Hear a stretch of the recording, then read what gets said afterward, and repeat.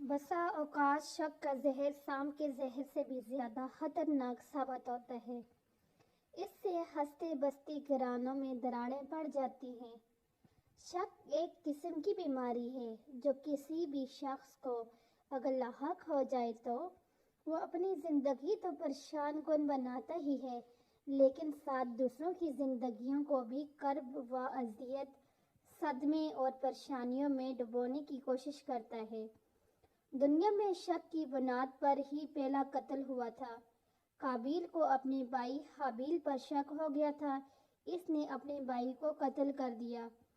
یونانی اور رومن ادب میں بھی یہ ایسی کئی جگہوں کا احوال ملتا ہے جن کا آغاز ایک بے بنیاد شک پر مبنی واقعے کے سبب ہوا۔ نفسیات دان یہ کہتے ہیں کہ شک سے نکلنے کے لیے ہمارے پاس کوئی فارمولہ نہیں ہے جسے لاگو کر کے انسان کو شک و شباب کی اذیت سے نجات دلائی جا سکے۔ البتہ اللہ جس کی صفات میں علم و بصیر ہونا بھی شامل ہے، اس بات کا حکم دیتا ہے کہ تم لوگوں کی ٹو میں نہ رہا کرو، تم زیادہ تجسس میں نہ پڑا کرو۔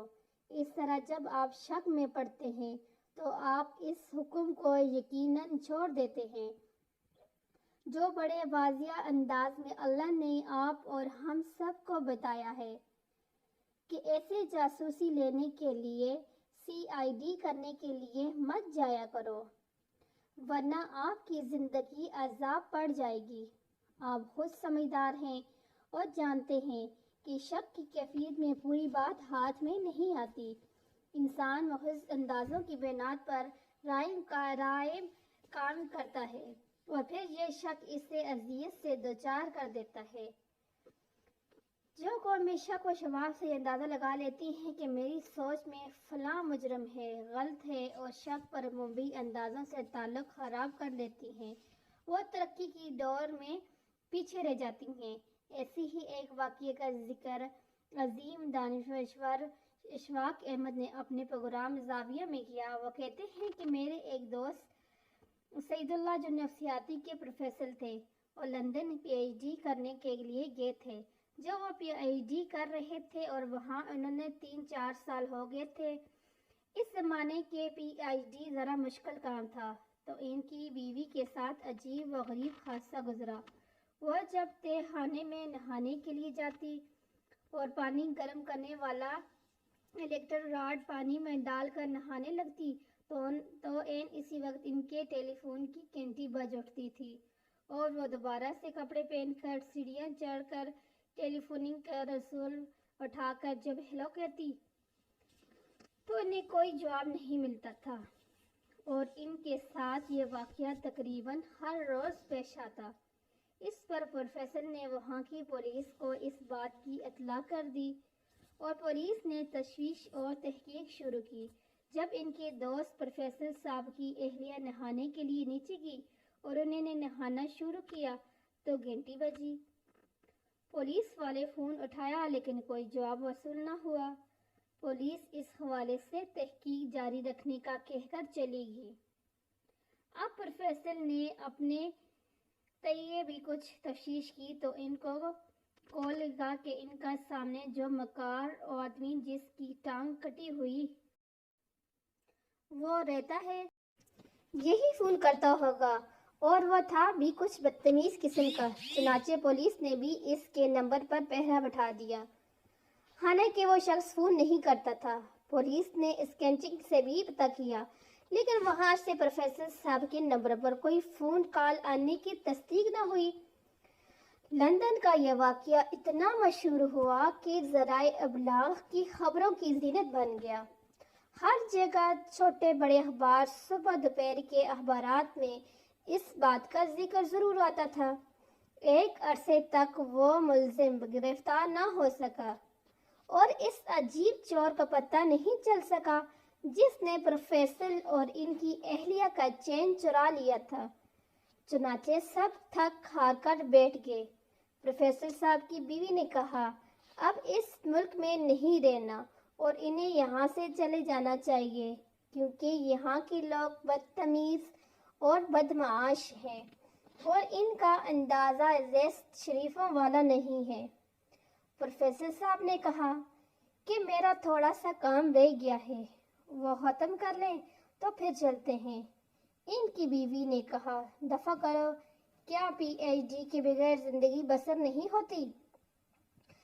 जब प्रोफेसर साहब पर अहलिया का दबाव बहुत ज़्यादा बढ़ा तो उन्हें पीएचडी बिल्कुल गर्क होती हुई नज़र आई।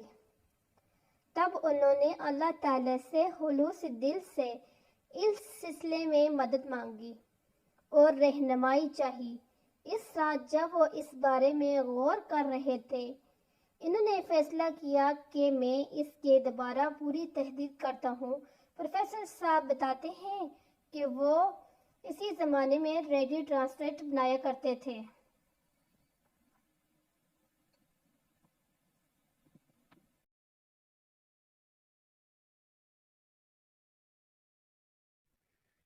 ट्रांसटर को क्रिस्टल सेट कहा जाता था, जिसमें एक लंबे से अप्रैल को नीचे गमले वगैरह में रख दे के घुमाया जाता था और कभी न कभी कोई न कोई स्टेशन पकड़े ही जाता था।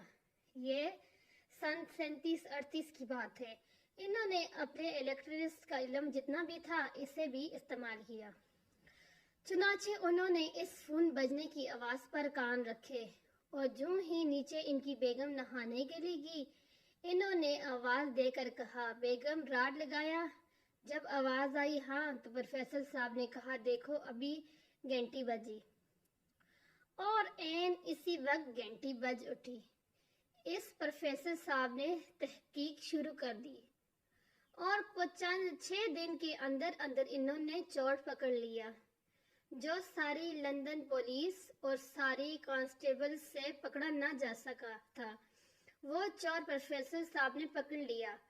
चोर ये था कि जब वो बिजली का राड ऑन होता था और पानी उबलने के लिए इसमें डाला जाता था तो इस वक्त ही घंटी बजती थी।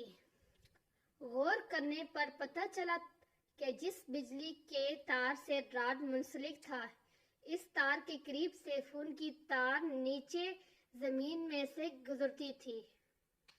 जो ही वो बिजली की तार इलेक्ट्रिक होती, वो फोन की तार को भी हीट अप कर देती थी और इस वजह से फोन की तार करंट महसूस करके घंटी बजने शुरू कर देती थी और इसमें कोई आदमी मलूस ना था। प्रोफेसर साहब कहते हैं कि जिस कर्ब की हालत में इन्होंने वो पूरा साल गुजारा था, वो खुद जानते थे या इनकी बीवी जानती हैं। इस तरह के वाक़ियात हयात इंसानी में गुजरते रहते हैं और अब भी गुजर रहे हैं। तो इस अजाब से निकलने के लिए रूहानी तौर पर अल्लाह से मदद मांगनी जा सकती है, क्योंकि इसने शख्स से मना फरमाया है। हम अल्लाह से मदद मांगकर इस किस्म के कर्बनाक मर्ज से बाहर निकल सकते हैं। अगर कभी आपको ऐसी मुश्किल दरपेश हो कि हम शक व शब या ज़न में मुतला हो जाएं, तो फिर अल्लाह की रस्सी को मजबूती से थाम कर और अपने आप सारे का सारा ढीला छोड़कर खुद को इसके हवाले करके इसका हल तलाश करें, तो इसका हल तलाश करना नामुमकिन नहीं।